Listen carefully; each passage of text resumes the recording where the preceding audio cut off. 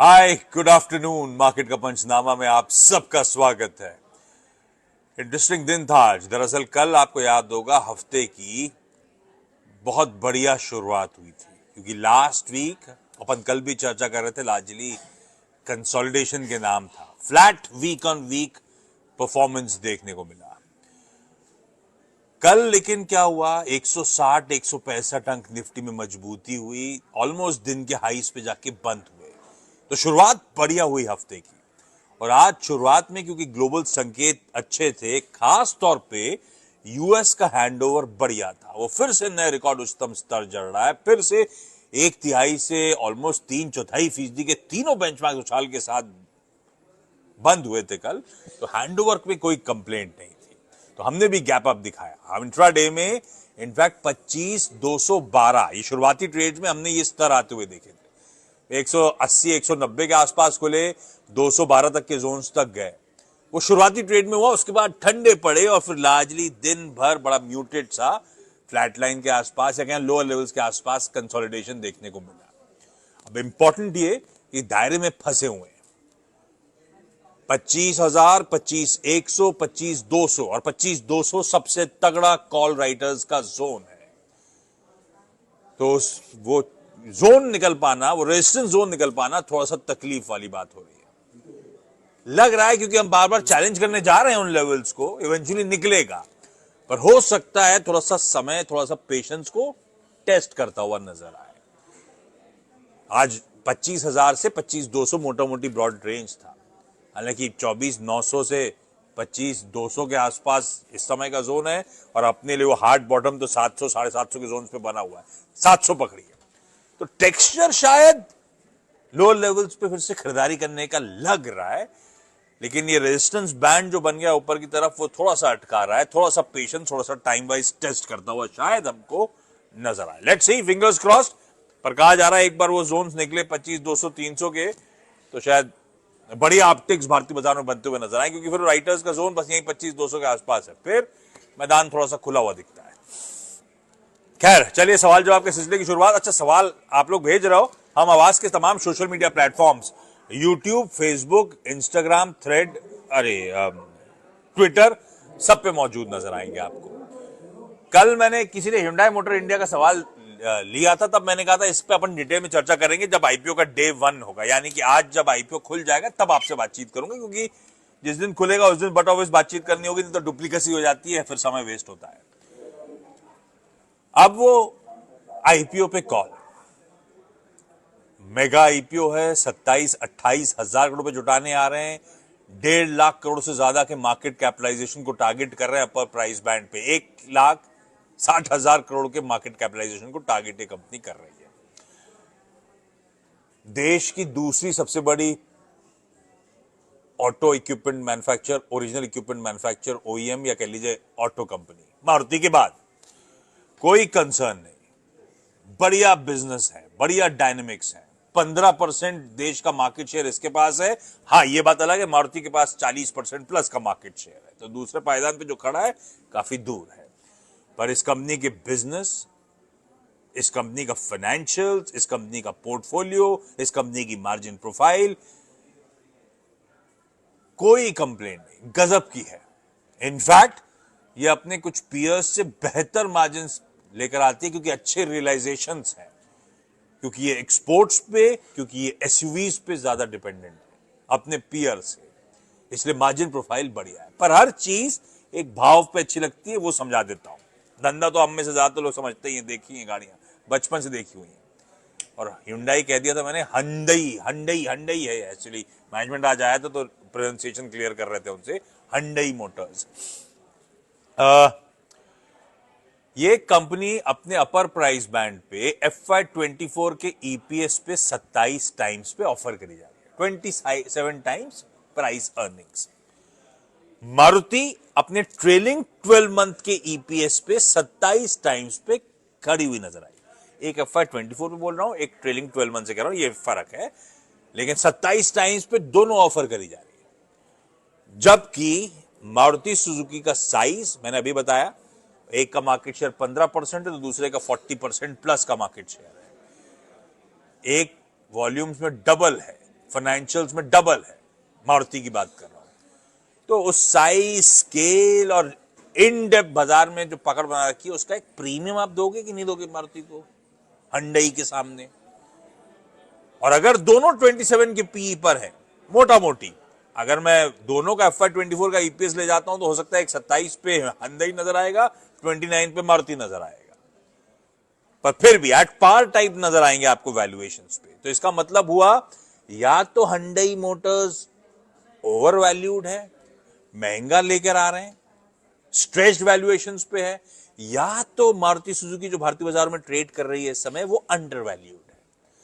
जो ट्रेड कर रहा है वो अंडर वैल्यूड है कि वो सही प्राइस है? मेरा मानना है जो भी प्राइसिंग है जो मार्केट फोर्सेस ने डिफाइन करेगी मारुति की, वो जस्ट है।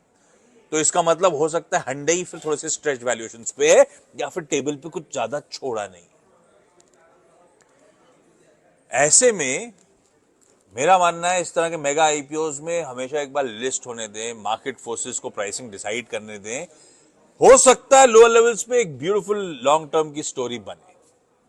और इस चैनल पे जितने एक्सपर्ट से बात करिए उस तरफ जरूर सबका रुझान है, पर लिस्टिंग पॉप, लिस्टिंग गेन के लिए अगर आप लगाने का मन बना रहे हैं तो मुझे अभी तो नहीं लगता वो बहुत मीनिंगफुल कुछ लिस्टिंग पॉप की तैयारी हो रही है। और जो भी लगाना चाहता है, वैसे भी मेरा लॉजिक ये है कि इस तरह के मेगा आईपीओज में हमेशा थर्ड डे दोपहर में जाके देखिए क्या हाल है, किस तरह का रिस्पॉन्स आ रहा है, उसके बाद पैसा कमिट करिएगा, अभी तो मत ही करिए। थर्सडे को आईपीओ बंद होने वाला है, दोपहर में कॉल लीजिएगा। पर शायद लिस्टिंग गेन्स, लिस्टिंग पॉप के लिए सब्सक्रिप्शन नहीं, लॉन्ग टर्म के लिए। जो लॉन्ग टर्म में इंतजार करना चाहते हैं वो डिस्कवरी होने दें प्राइस की, खुले बाजार से ले लें। और जो फिर भी कंपल्सिव हर आईपीओ में पैसा लगाते हैं कि अरे यार कमा के देता ही है, एक बात ध्यान रखिएगा, मल्टीपल एप्लीकेशंस, हर जगह पैसा, मेरे ख्याल से ज्यादातर एप्लीकेशन में शेयर आ रहे होंगे। इस तरह का मेगा साइज है तो गले तक ना भर जाए माल, इस बात का भी ध्यान रखिएगा आप लोग। खैर ये आपका कॉल है, आपके फाइनेंशियल एडवाइजर का कॉल है। मैंने आपको हुंडई मोटर्स वर्सेस मारुति कहानी समझा दी। अब आपको करना क्या है वो आप डिसाइड करिएगा। हाँ, वो कल का मुझे वो याद था। अच्छा, वीकेंड पे वैसे मैंने एक शो करा था, मेगा आईपीओ मेगा बेट क्वेश्चन मार्क। वो एक्सपर्ट से चर्चा जब हुई थी तो दोनों एक्सपर्ट वही कह रहे थे लॉन्ग टर्म के लिहाज से। मैंने रैशनल समझा दिया क्यों लॉन्ग टर्म की कहानी बेहतर हो सकती है, क्यों लिस्टिंग पॉप नजर नहीं आ रहा है। आप एक बार खुलने दें, प्राइस डिस्कवरी होने दें तो घुसें। मुझे कोई जल्दबाजी नहीं दिखती स्टॉक में, वैसे अभी एंट्री कर देंगे। HCL टेक,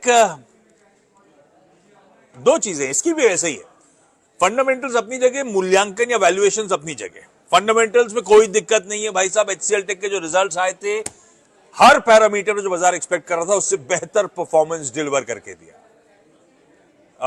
कांस्टेंट करेंसी में हमने बताया था सीएनबी सेवास पे कि 0.6% क्यू ऑन क्यू ग्रोथ होगी, 1.6% आई। तो एक्सपेक्टेशन से कहीं बेहतर एग्जीक्यूशन करके दिखाया इस कंपनी ने। मार्जिन्स बढ़ने की बात थी लेकिन 150 बेसिस पॉइंट्स बढ़े, 18.6% के मार्जिन्स आए। और ऊपर से जो पूरे साल की गाइडेंस बैंड थी 3 से 5% की, क्योंकि Q2 एक्सपेक्टेशन से अच्छा निकल गया, 3.5 से 5% कर दी, उसे नैरो डाउन कर दिया, लोअर थ्रेशोल्ड को ऊपर कर दिया। वो दिखाता है मैनेजमेंट का कॉन्फिडेंस आगे के आउटलुक पे। पर जिस तरह के नंबर्स हैं, जिस तरह की एग्जीक्यूशन कैपेबिलिटीज उन्हें दिखाई है, जिस तरह की ऑर्डर बुक पोजीशनिंग है, ये एटलीस्ट HCL टेक लगता है अपने पीयर्स, इस केस में अपने टियर 1 पीयर्स से आउट परफॉर्म करता रहेगा। तो फंडामेंटल्स रिलेटेड कोई कंसर्न नहीं, पर मुझे कंसर्न थोड़ी बहुत जो बन रही है वो वैल्यूएशंस पे, क्योंकि ये स्टॉक अपने रिकॉर्ड हाइज पे आके खड़ा हुआ था, आए दिन नए रिकॉर्ड हाइज जड़ रहा था इन नतीजों से पहले। और इन नतीजों के बाद क्या हुआ, इवन ईपीएस के अगर ब्रोकरेज ने अपग्रेड करे हो तो भी शायद ये स्टॉक 27-28 टाइम, मेरे ख्याल 28 टाइम्स एक साल के फॉरवर्ड पी पे आके खड़ा हो गया है, जो ऑलमोस्ट सिमिलर है टीसीएस के, जो कि नेचुरली प्रीमियम कमांड करना चाहिए इन सब कंपनीज से। तो फिर वो अब यहां से री रेटिंग की पॉसिबिलिटीज नहीं है। अब सेक्टर री रेट हो रहा होगा तो HCL टेक चल रहा होगा, वो बात अलग है। तो थोड़ी सी गुंजाइश है जिनके पास है भाई साहब, बहुत बढ़िया रिजल्ट। और मैंने कहा आने वाले समय में अभी भी लगता है टियर 1 का आउट परफॉर्म करेगा, बिल्कुल होल्ड ऑन करें, पर कोई इमीडिएट गेन्स की एक्सपेक्टेशन लेके ना चले, क्योंकि आज भी जब HCL टेक अच्छे नंबर से खुला था ऊपर, ठंडा ही पड़ा, जब सीधा सौदा मैंने मेंशन करा था तो यही कह के कहा था, हरे में रिजल्ट जरूर हैं लेकिन स्टॉक की प्री पोजिशनिंग और जिस तरह की ताबड़तोड़ तेजी वो रूम नहीं दिखाती ज्यादा तेजी का यहां से, उस बात का आप लोग को ध्यान रखना है। पर फंडामेंटल्स बढ़िया है, जब तक गाड़ी आउट परफॉर्म कर रही है, फंडामेंटल्स अच्छे हैं, सपोर्टिव है, लॉन्ग टर्म होल्डर्स को बिल्कुल HCL टेक्नोलॉजीज को होल्ड करके चलना चाहिए।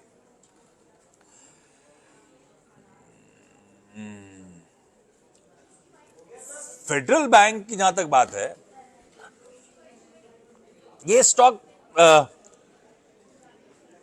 200 ऑड लेवल्स के आसपास, मैं कहता ईयर हाइज भी वहीं थे जब वो अपडेट्स आए थे, नया मैनेजमेंट का अपडेट आया था, हामी भर गई थी आरबीआई की तरफ से, तो वो 203, 204, 205, 206 उस जोन्स तक गया था। उसके बाद वो रिविजिट नहीं कर पा रहा। 200 इसके लिए एक साइकोलॉजिकल बैरियर है, अपर रेजिस्टेंस बना हुआ है।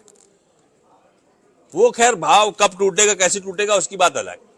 एक दिक्कत Q2 का बिजनेस अपडेट जो आया, अभी रिजल्ट्स आने वाले हैं, उससे पहले बिजनेस अपडेट आया, साल दर साल अच्छा है, सीक्वेंशियली डिपॉजिट फ्लैट हैं, एडवांसेस भी मेरे ख्याल से 3-4%, 4.5% बढ़े, तो Q1 वो थोड़ा सा वो अपडेट गड़बड़ है और अपने हायर लेवल्स पे फंसने वाली दिक्कत।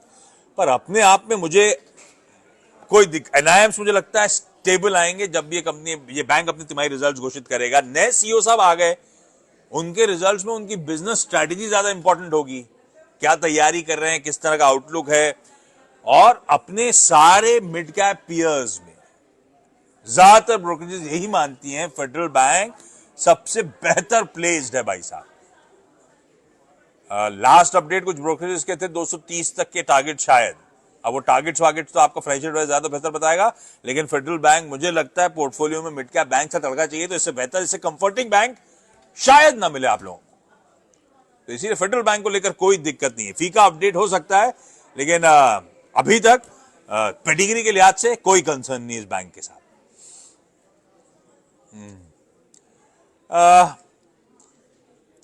बाटा इंडिया डिसअपॉइंट कर, बाटा इंडिया नहीं, मेरे ख्याल से लार्जली सारे फुटवेयर स्टॉक्स हाई से करेक्ट हुए हैं। बाटा खुद अपने आप में मेरे ख्याल से 1700, 1750 वाला स्टॉक कहां 1400 ऑड लेवल्स के आसपास ट्रेड कर रहा है, तो अच्छा खासा करेक्ट, जब मार्केट फिर भी स्टेडी उस कंपैरिजन में नजर आएंगे, और कब से परफॉर्म नहीं कर रहा है। दो दिक्कतें बाटा के साथ, ना ग्रोथ आ पा रही है, ऊपर से मार्जिन कॉन्ट्रैक्ट हुए, वो चैलेंजेस हैं, और जो कुछ हद तक वो भाव, कुछ नहीं काफी हद तक वो जो भाव में ठंडापन है, इन्हीं चैलेंजेस के चलते था। पर अपने आप में है बढ़िया कंपनी, देश की सबसे बड़ी फुटवेयर रिटेलर। इस कंपनी ने अपने आप को बहुत ब्यूटीफुली पोजीशन कर रखा है, चाहे वो रीच हो आउटलेट्स के थ्रू, चाहे वो प्रोडक्ट की पोजीशनिंग हो। मेरे ख्याल से हर प्राइस पॉइंट के प्रोडक्ट्स आपको एंट्री पॉइंट से लेकर अल्ट्रा प्रीमियम तक सारे टाइप्स इसने ब्यूटीफुली कर रखे हैं, और पूरी डाइवर्सिफाइड रेंज आपकी नजर आएगी। एक बात ध्यान रखिएगा, वैल्यू सेगमेंट जिसे अपन कहते हैं एंट्री लेवल, उसमें पहले साइंस ऑफ स्टेबलाइजेशन आए, ये कई बार चैनल चेक्स और ब्रोकरेज रिपोर्ट्स हाईलाइट कर रही हैं। क्योंकि हम लोग चैनल पे अपन लोग कई बार चर्चा भी करते हैं, रूरल डिमांड, अच्छा मॉनसून, उसका इंपैक्ट सेकेंड हाफ में, तो वो एंट्री लेवल के लिए वो वैल्यू सेगमेंट स्टेबलाइज होने के क्लियर कट इंडिकेशंस मिल रहे हैं। यहां पे ये जो पेन की बात मैंने करी थी over a period, legacy issues से बाहर आने की कंपनी कोशिश कर रही है। नए सीईओ का आए हुए कुछ साल हुए हैं, और लीगेसी इश्यूज से लाने की कोशिश क्या थे, वो भाई डिस्ट्रीब्यूशन चैनल बढ़ाने की जरूरत थी, वो एंट्री पॉइंट से लेकर अल्ट्रा प्रीमियम तक सारे टाइप्स इसने ब्यूटीफुली कर रखे हैं, और पूरी डाइवर्सिफाइड रेंज आपकी नजर आएगी। एक बात ध्यान रखिएगा, वैल्यू सेगमेंट जिसे अपन कहते हैं एंट्री लेवल, उसमें पहले साइंस ऑफ स्टेबलाइजेशन आए, ये कई बार चैनल चेक्स और ब्रोकरेज रिपोर्ट्स हाईलाइट कर रही हैं। क्योंकि हम लोग चैनल पे अपन लोग कई बार चर्चा भी करते हैं, रूरल डिमांड, अच्छा मॉनसून, उसका इंपैक्ट सेकेंड हाफ में, तो वो एंट्री लेवल के लिए वो वैल्यू सेगमेंट स्टेबलाइज होने के क्लियर कट इंडिकेशंस मिल रहे हैं। यहां पे ये जो पेन की बात मैंने करी थी over a period, legacy issues से बाहर आने की कंपनी कोशिश कर रही है। नए सीईओ का आए हुए कुछ साल हुए हैं, और लीगेसी इश्यूज से लाने की कोशिश क्या थे, वो भाई डिस्ट्रीब्यूशन चैनल बढ़ाने की जरूरत थी, वो बड़ा इशू था। इनके साथ इशू था इनके ऑफरिंग्स को लेकर, यंग पॉपुलेशन स्निकर्स वगैरह कैजुअल वेयर पे बिलीव करती है। बाटा उधर अग्रसर नहीं था, पिछले कुछ सालों में वो कोर्स करेक्ट करके दिखाया है। वो एड स्पेंड वगैरह ठंडे थे, उसको पुश करना नए सीईओ ने सब शुरू करा है। बाटा इंडिया मुझे लगता है होल्ड है, हाँ रुला रहा है और टाइम करना मुश्किल है किसी चीज को। मुझे नहीं पता इस क्वार्टर के नंबर्स कितने डिसअपॉइंटिंग और आने वाले हैं, क्योंकि है तो फीका क्वार्टर, अगला क्वार्टर फिर भी अच्छा रहेगा सीजनैलिटी के लिहाज से, पर है अच्छी पेडिग्री, ऑलरेडी करेक्टेड है तो शायद लॉजिकली होल्ड करना बेहतर होगा। जब मैं होल्ड बाय सेल तो बोलता भी नहीं हूं, लेकिन जब भी ऐसा कुछ टर्म हम यूज करूं तो हमेशा ध्यान रखिएगा अपने फाइनेंशियल एडवाइजर से कंसल्ट करना ज्यादा बेहतर है। लास्ट सवाल आज का, पावर फाइनेंस कॉर्पोरेशन, किसी ने आरईसी भी पूछा है, पीएफसी, दोनों इन टैंडम मूव करते हैं, दोनों इन टैंडम करेक्ट हुए थे अभी ऑफ लेट। भाई पीएफसी तो ऑलमोस्ट ₹650 वाला 100 रुपए से ज्यादा करेक्टेड होकर अभी भी कामकाज करता हुआ नजर आ रहा है। पर ध्यान रखिएगा, ये जो पावर फाइनेंसिंग की स्पेस है एनबीएफसीज में, ये ज्यादा फेवरेबली पोजिशन्ड आपको नजर आएगी। क्यों कह रहा हूं? क्योंकि जिस स्पेस को आप कैटर कर रहे हो, क्या एग्रेसिव केपेक्स हो रहा है पावर स्पेस में, क्या स्ट्रीट बुलिश है, लॉजिकली फंडामेंटल्स कितने फेवरेबल हैं उस स्पेस के लिए, पावर स्पेस के लिए, जिसमें पावर फाइनेंस कॉर्पोरेशन सबसे ज्यादा अग्रसर, सबसे ज्यादा एक्टिव है। ये स्टॉक करेक्ट क्यों हुआ था? सिंपली ये कहा जा रहा था कि जो नॉन पावर स्पेस में ओवर लेवरेज प्लेयर्स हैं, जिनकी बैलेंस शीट ऑलरेडी स्ट्रेन्ड है, उनको लेंडिंग एग्रेसिवली कर रहे हैं लोग। वैलिड कंसर्न था, ऐसे में एनपीएस राइज होने का खतरा होता है। पर क्योंकि ये स्टॉक करेक्ट हो गया, 580 वाला कहां के खड़ा हो गया, मेरे ख्याल से 100 रुपए छट के ₹550 के आसपास खड़ा हुआ नजर आएगा आपको, तो वैल्यूएशंस में शायद ये कंसर्न्स ब्यूटीफुली मैप इन हो गए, क्योंकि अब ये stock 1 time price to adjusted book value पे ट्रेड कर रहा है। इसलिए मैं कह रहा हूं सारे कंसर्न्स उस लिहाज से एडिक्वेटली प्राइस्ड इन, एडुकेटली फैक्टर्ड इन नजर आएंगे। और पीएफसी हो, आरईसी हो, इनके ग्रोथ फोरकास्ट रोबस्ट है। अपन खैर इस समय पीएफसी की बात करें तो आरईसी का तड़का नहीं ऐड करता मैं, पर बढ़िया ग्रोथ फोरकास्ट लेके चल रहे हैं ज्यादातर ब्रोकरेजेस इन कंपनीज को लेकर। अपने को पता है इसकी डिविडेंड यील्ड बड़ी स्ट्रांग है, बहुत अच्छा डिविडेंड डोल आउट करती है कंपनी। इसके रिटर्न प्रोफाइल, रिटर्न रेशियोज की प्रोफाइल सुपीरियर है अपने कई सारे पीयर्स से। और ये जो वैल्यूएशंस का कंफर्ट मिल गया, रीसेंट कंसर्न्स अगर थे भी तो कंसर्न्स अब प्राइस में रिफ्लेक्ट कर रहे हैं। ये सब देखते हुए मुझे नहीं लगता उस तरह के करेक्शन के बाद अब पीएफसी में एग्रेसिव होने की जरूरत या निकाल देने की जरूरत पोर्टफोलियो से। मुझे लगता है जब वैल्यूएशंस कंफर्ट मिल रहा है, रिस्क शायद प्राइस दिन दिख रहे हैं, तो बने रहना अकलमंदी है। जज्बाती होके पेन को देखते हुए पिछला आपने पेन पीरियड निकाल दिया लॉजिकली, लग ऐसा रहा है, क्योंकि वैल्यूएशन का कंफर्ट है तो बहुत मीनिंगफुल डाउनसाइड आने नहीं चाहिए अंटिल अनलेस कुछ मैक्रो हेडविंड आने वाली है। नहीं पता, जो दिखता है वो पता है, और उसमें ऐसा कुछ दिखता नहीं है। तो मुझे लगता है ये भाव जो आ गया है वो जस्ट है। इस लिहाज से पावर फाइनेंस कॉर्पोरेशन को आप पोर्टफोलियो में होल्ड करके चलिए भाई। इस नोट पर अब कल मुलाकात करेंगे आपसे। मार्केट के पंचनामे को आज यहीं समेटते हैं। अपनी क्वेरीज भेजते रहिए। कईयों ने ये सब क्वेरीज मुझे कल के पंचनामे से के बीच में ट्विटर पर टैग भी कर रखी थी, तो मैंने सोचा उन सब क्वेरीज को भी एड्रेस करता चलूं। आप लोग भेजते रहिए, जिस प्लेटफॉर्म से मुझसे कनेक्ट करना है करिए। कुछ सवाल आपके जो लाइव आ रहे हैं, उन क्वेरीज आ रही हैं, उन सबको टटोल के अपन बातचीत करते रहेंगे। कोशिश करूंगा सबकी कुछ क्वेरीज अपन हर दिन सॉल्व करते चले। सी यू टुमारो, बाय बाय।